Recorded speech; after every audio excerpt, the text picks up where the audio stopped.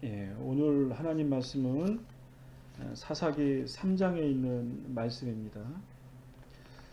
특별히 오늘 사사기에 있는 말씀의 내용들을 살펴보면 몇 가지의 내용들로 살필 수가 있는데, 이스라엘을 하나님께서 시험하셨다라는 말씀을 저번 주에 살펴본 바가 있습니다. 사사기 2장 22절에 보면, 이는 이스라엘이 그 열조에 지킨 것 같이 나 여호와의 도를 지켜 행하나 아니하나 그들로 시험하려 함이라, 이런 표현이 있거든요. 그러니까 하나님께서 이스라엘 백성들을 시험하셨다 이거죠. 어떤 시험이냐면, 너희들이 가나안 땅에 들어와서 하나님의 도를 잘 지켜 행하나 안 하나 이스라엘 백성들을 시험하신다. 그래서 비록 너희들이 출애굽해서 가나안 땅에 들어와 있는 그 상황일지라도 하나님께서 가나안에서 이스라엘 백성들이 하나님의 뜻을 잘 순종하는지 안 하는지 이스라엘 백성들로 시험하게 하신다. 그것이 사사기에 담겨져 있는 내용이고, 그 가운데에 사사기에 있는 이스라엘 백성들이 하나님의 뜻에 순종하는 그 과정을 담겨 있다고 볼 수 있습니다. 그러니까 우리가 볼 때에는 왜 이스라엘 백성들이 그렇게 바보 같은 짓을 되풀이할까? 사사기의 내용을 보면 아주 단순한 구조로 되어져 있습니다. 하나님을 잘 섬기면 하나님이 사사를 통해서 이방 민족들을 물리치시고 평화를 주십니다. 그래서 사사가 있는 임기들을 사사기 곳곳에 기록되어져 있어요. 어떨 때는 40년, 80년 그런 기록들이 담겨져 있는 것을 보면, 하나님이 다스리실 때, 하나님이 사사와 함께 하실 때, 이스라엘 백성들이 하나님의 뜻에 순종할 때 평강을 주시는 것들을 우리가 살필 수가 있는데, 또 시간이 지나면 이스라엘 백성들은 가나안 땅에 있는 사람들에게 다시 동화되고 하나님 앞에 등을 돌리게 된다는 거죠. 그러면 이방 민족들이 또 침공을 합니다.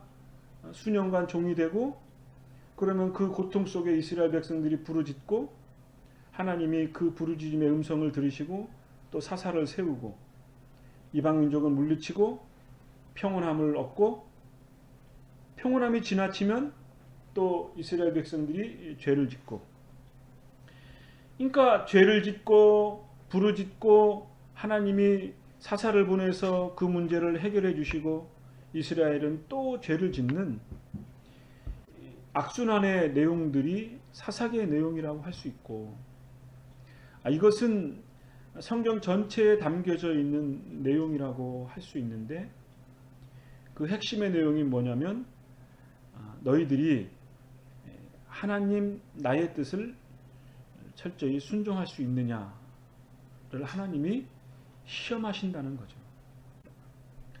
이것은 우리 인생에 있어서도 동일하게 적용이 된다고 할 수 있습니다.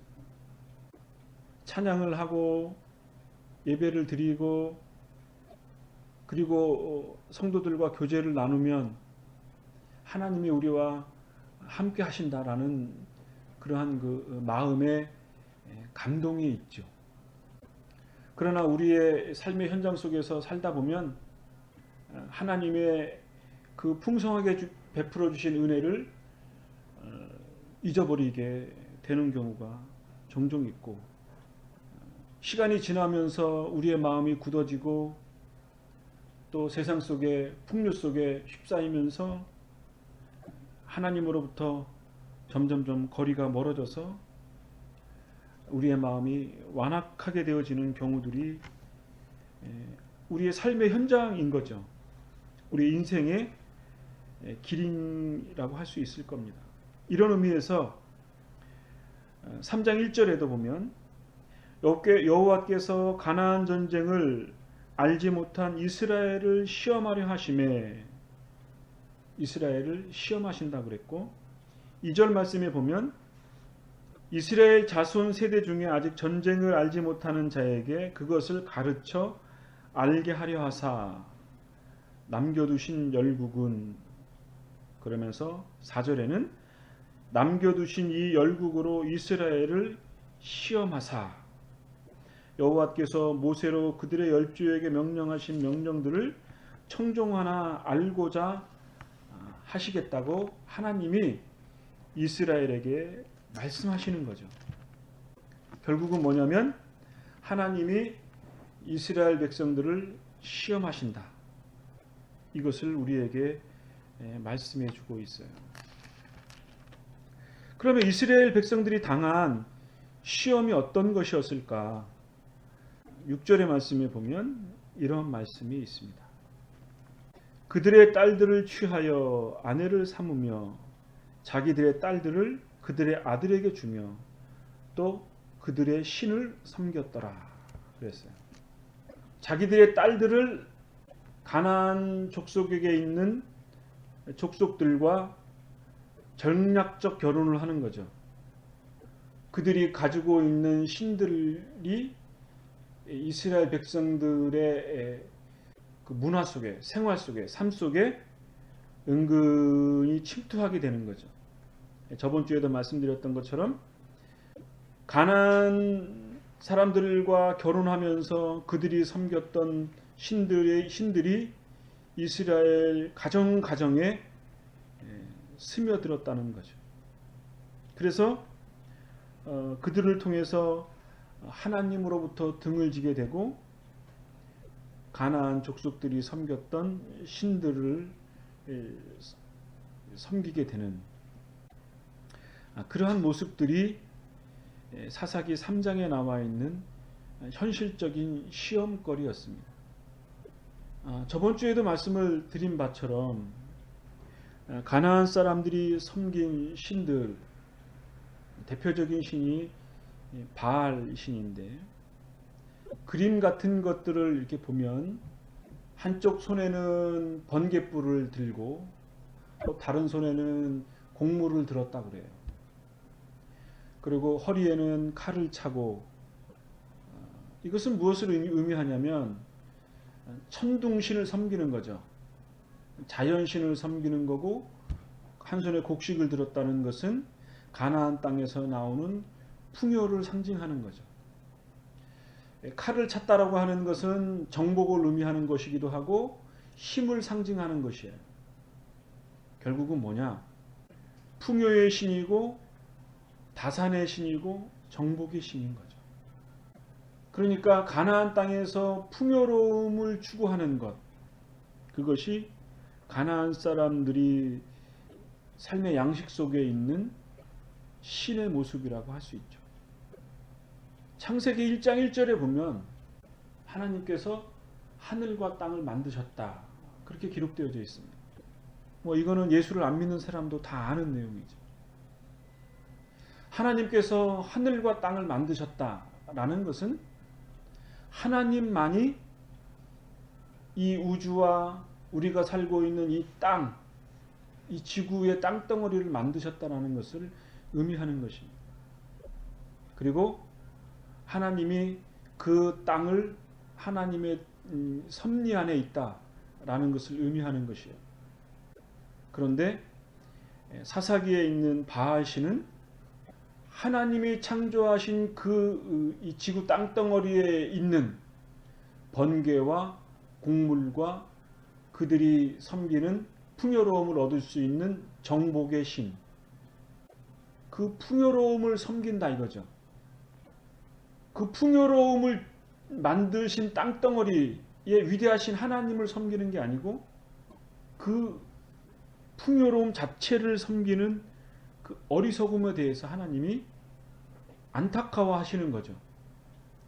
위대하신 하늘과 땅을 만드신 하나님을 섬기지 않고 땅덩어리에서 나오는 소산물과 거기서 나오는 풍요로움을 섬기는 이 바알과 아스다솥의 그 어리석은 신들을 섬기는 것에 대해서 하나님은 참을 수 없는 모욕감을 느꼈다고 할 수 있겠죠.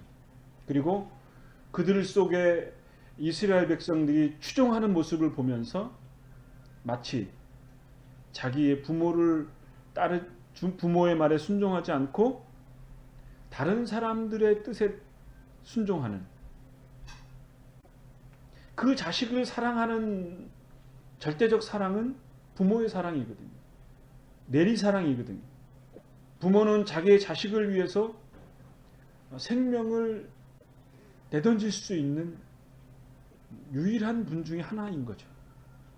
마치 하나님의 마음이 그러한 마음이었을 거예요. 그런데 지금 사사기 3장 6절에는 가나안 땅에 있는 사람들과 통혼을 하면서 그들의 신을 섬겼다라고 하는 그 하나님의 탄식의 마음이 담겨져 있습니다. 두 번째로는 하반절에 나오는 이제 사사의 내용이 간략하게 담겨져 있습니다. 7절부터 11절까지는 온니엘에 대해서 담겨져 있습니다. 이것은 뭐냐면 이제 이스라엘 백성들이 하나님 앞에 악을 행하고 하나님을 잊어버렸다. 그리고 바알과 아세라 신을 섬겼다. 그래서 이스라엘 백성들이 부르짖어서 하나님께서 사사를 보내주셨는데 온니엘의 사사를 통해서 이스라엘 백성들을 건지고 그리고 40년 동안 하나님께서 통치하셨다. 평안함을 얻었다. 그런 내용이죠. 서두에 말씀하는 내용과 동일합니다. 12절부터 있는 내용의 말씀은 어떤 말씀이냐면 평안함이 지나니까 또 이스라엘 백성들이 악을 행했습니다. 그러자 또 에글론이 암몬과 아몰렉 자손들을 통해서 이스라엘을 침공을 하고 그들을 통해서 통치를 하게 합니다. 그러니까 이스라엘 백성들이 너무 힘드니까 하나님 앞에 부르짖습니다. 그러니까 하나님께서 에웃이라고 하는 사사를 보내주셔서 그 에웃이 이제 칼을 숨겼다가 몰래 왕에게 특별히 할 말이 있습니다. 그렇게 해놓고 다락방에 올라가서 칼을 찔러 죽여서 그리고 이제 도망쳐 나와서 에글론을 정복했다라는 내용이 그 두 가지의 사사의 내용이 담겨져 있습니다. 근데 우리가 좀 주목해 봐야 할 내용이 뭐냐면 우리 저번 주에 그 작은자교회 사이트에 시냇가에 심은 나무 분께서 자녀 교육에 대한 걱정 어리는 말씀을 주신 바가 있어서 고민을 늘 생각하는 바였지만 오늘 말씀이 하나의 좀 도전과 좀 대안이라고 할 수는 없지만 우리가 좀 각성할 수 있는 계기가 되지 않을까 해서 특별히 오늘 또 사사기 3장의 말씀을 읽으면서 우리가 얘기하는 영웅담, 사사의 내용, 온니엘이나 에웃의 얘기를 아주 극적으로 얘기할 수 있을 것 같은데 그것은 다른 설교를 통해서 많이 접할 수 있을 것 같아서 그거는 좀 접어두고 오늘 말씀은 이 말씀을 좀 보고 싶습니다. 에글론에 대한 말씀인데 사람의 이름의 뜻은 어린 황소라는 의미를 가지고 있다고 합니다. 그러니까 이 에글론은 모압의 왕이었고 이 모압은 이스라엘과 매우 좀 갈등 관계에 있었습니다. 13절의 말씀에 보면 이런 말씀이 있어요. 에글론이 암몬과 아몰렉 자손들을 모아 가지고 와서 이스라엘을 쳐서 종려나무 성읍을 점령했다. 이렇게 기록되어져 있습니다. 그리고 14절에는 모압 왕이 18년을 이스라엘을 통치했다. 괴롭혔다. 그런 말씀이 나와 있습니다. 그러니까 이 내용이 어떤 내용이냐면 에글론 왕이 가나안 땅에 있는 여러 족속 가운데 암몬 족속과 아몰렉 족속들과 연합을 해서 이스라엘 백성들을 괴롭혔다는 거죠. 이것이 핵심인데 우리가 유심히 살펴볼 거는 뭐냐면 이 암몬 자손과 아몰렉 자손이라고 하는 거죠. 우리가 창세기 36장을 한번 좀 살펴봅시다. 창세기 36장 15절부터 16절 말씀을 보면 에서 자손 중 족장은 이러하니라. 에서의 장자 엘리바스의 자손으로 대만 족장, 오말 족장, 스보 족장, 그나스 족장과 고라 족장, 가담 족장, 아말렉 족장이니 이들은 에돔 땅에 있는 엘리바스의 족장들이요 이들은 아다의 자손이며 이렇게 기록되어져 있거든요. 그러니까 이 사사기 3장 13절에 나와 있는 이 가나안 땅에 있는 암몬과 아말렉 자손, 이것이 정말 이스라엘과 갈등 관계에 있어야 할 족속들인가? 암몬 자손은 어떤 자손이냐면 롯의 둘째 딸의 후손들이에요. 그 아말렉과 연합을 해서 이스라엘 백성들을 괴롭혔다고 그랬으니까. 그리고 이 아말렉 자손들은 어떤 자손이냐면 아말렉은 에서의 후손이에요. 에서는 누구냐면 이삭의 아들이에요. 이삭은 아들 둘이 있었죠. 하나는 에서고 하나는 누구죠? 야곱. 예, 야곱입니다. 에서는 털이 많은 사냥꾼이었고 야곱은 목동이었고 가사를 즐겨했던 음식도 잘하고 여성스러운 사람이었죠. 결국은 이들이 거대한 민족을 이뤘는데 이들이 지금 사사기 3장 이 현실에서는 이스라엘과 갈등 관계에 있었다는 거죠. 이삭이라고 하는 사람은 창세기의 여러 족장 중에 아브라함, 이삭, 야곱 항상 붙어 나오는 인물 중에 하나예요. 그러면 우리가 생각할 때 이삭은 정말 하나님의 사람이고 하나님에 대한 참된 믿음을 가지고 있었다라고 우리가 이해할 수 있는데 그 이삭의 장자인 에서는 하나님을 참되게 섬기지 못하고 사사기 3장에서는 이스라엘 백성들과 적대 관계에 있고 결국은 그 에서의 후손들은 에돔 족속이 됐고 지금의 요르단이죠.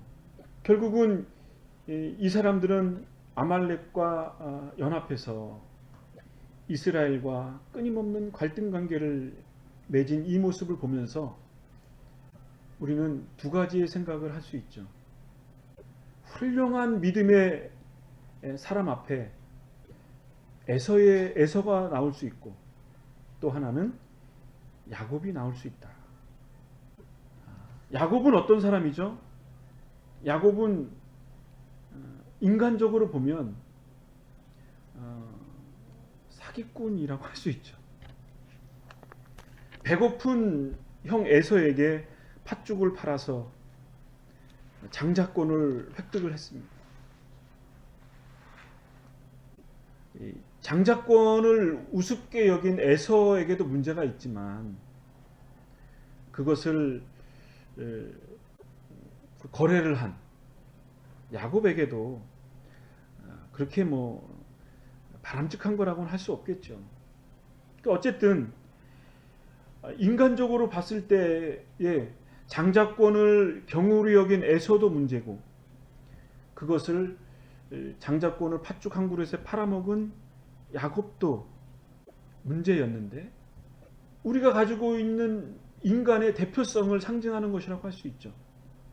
인간은 에서도 문제고 야곱도 문제고, 모두 다 하나님의 관점에서 봤을 때에는 형편없는 인생살이였어요. 그런데 야곱의 위대함은 뭐였죠? 자기도 형을 속이고, 그리고 아내를 얻기 위해서 7년간 종살이를 하고, 또 자기가 원하는 아내하고 결혼을 못하고 또 7년간 종살이를 해서 얻는, 자기가 속인 만큼 자기도 속임을 받고 살아갔던 이 야곱, 비참한 인생살이를 했던 이 야곱, 사기꾼, 이 야곱의 위대함은 뭐였죠? 그것은 하나님에 대한 믿음이었습니다. 도망다니다가 잠이 들었습니다.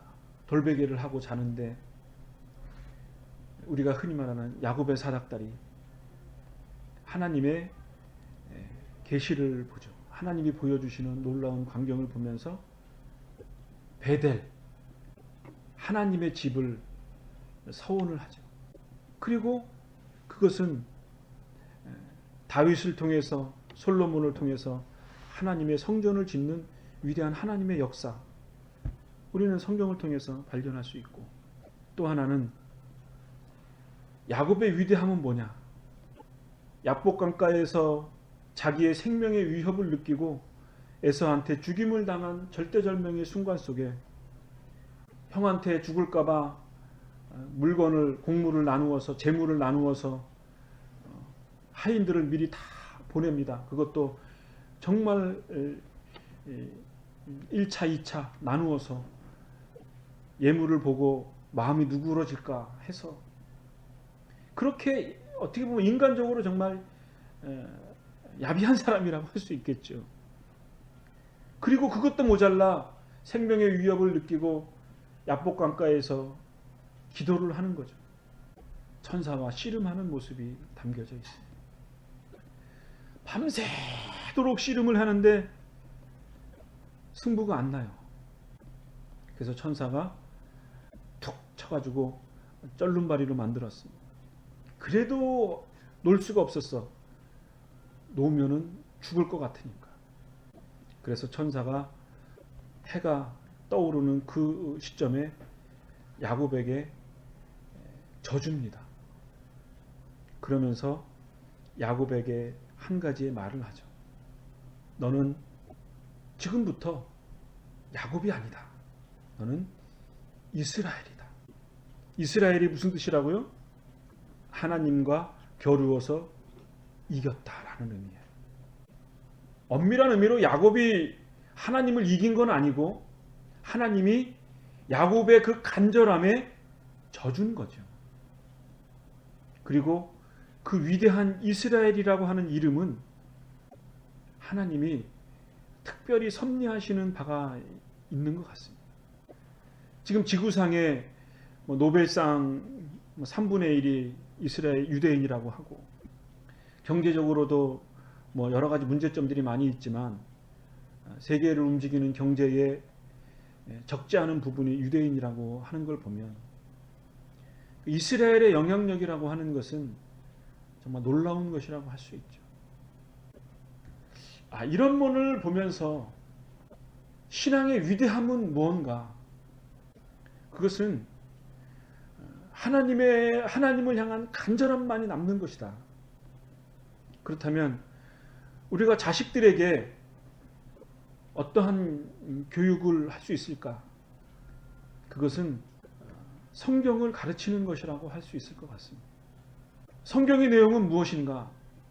하나님이 역사하시는 방법, 하나님이 이 세상을 통치하시는 방법, 하나님을 믿는 사람들에게 하나님이 요구하시는 그 말씀하시는 바 그대로 순종하는 하나님의 사람들, 그 사람들에 대해서 하나님이 간섭하시고 섭리하시고 역사하시고 그들을 축복하신다라고 하는 사실을 우리는 유념해 봐야 할 필요가 있습니다.